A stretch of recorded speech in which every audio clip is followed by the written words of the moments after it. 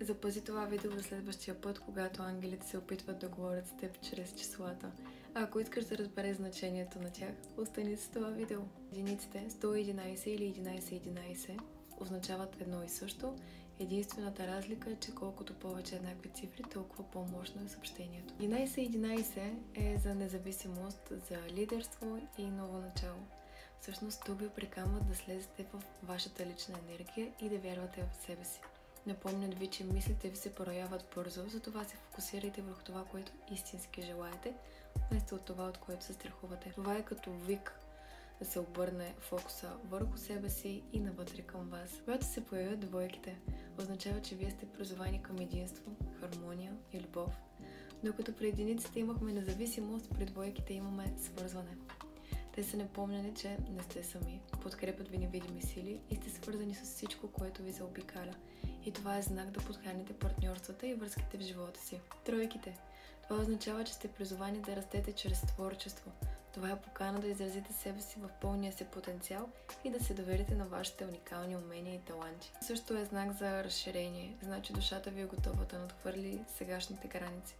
Независимо дали става дума за изкуство, музика, писане или просто за нов начин на мислене.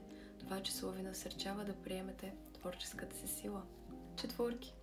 Тук вие бивате призовани към стабилност и създаване на основа. Това е мощно послание от вашия ангел, че е време да се заземите, да се съсредоточите и да изградите нещо, което е дълготрайно.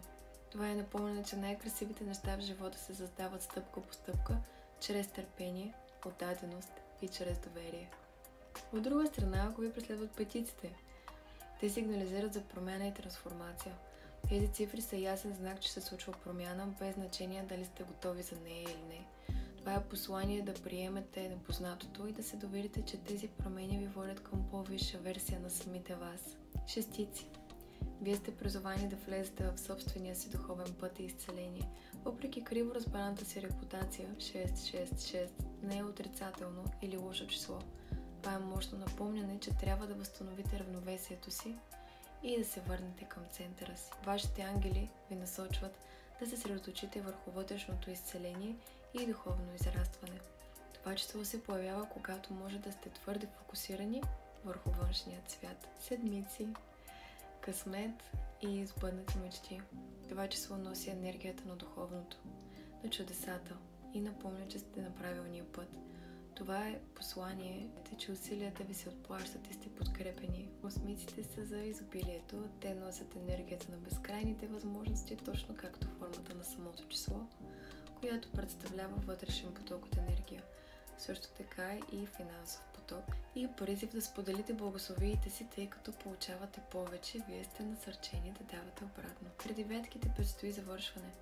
Това е напомняне да се откажете от това, което вече не ви служи и да си освободите място за нови начинания. Съобщение, което показва, че дадена глава, независимо дали става дума за връзка, работа, система от убеждение или етап от личностно израстване, приключва по естествен начин. Това не е край, от който трябва да се страхувате, а който трябва да приемете. Всеки завършък е и ново начало. Разбира се, има и много по-дълбоко значение. Това са основите и се надявам те да ви бъдат полезни за в бъдеще.